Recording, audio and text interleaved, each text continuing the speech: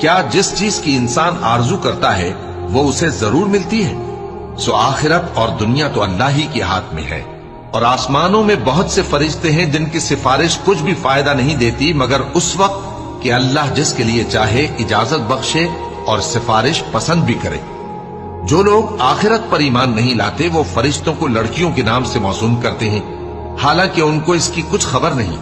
وہ صرف خیال و گمان پر چلتے ہیں، جبکہ خیال و گمان حق کے مقابلے میں کچھ کام نہیں آتا۔ تو جو ہماری یاد سے روگردانی کرے اور صرف دنیا ہی کی زندگی کا خواہاں ہو، اس سے تم بھی منہ پھیر لو۔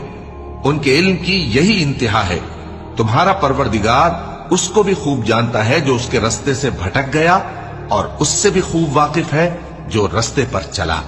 اور جو کچھ آسمانوں میں ہے اور جو کچھ زمین میں ہے سب اللہ ہی کا ہے، اور اس نے خلقت کو اس لیے پیدا کیا ہے کہ جن لوگوں نے برے کام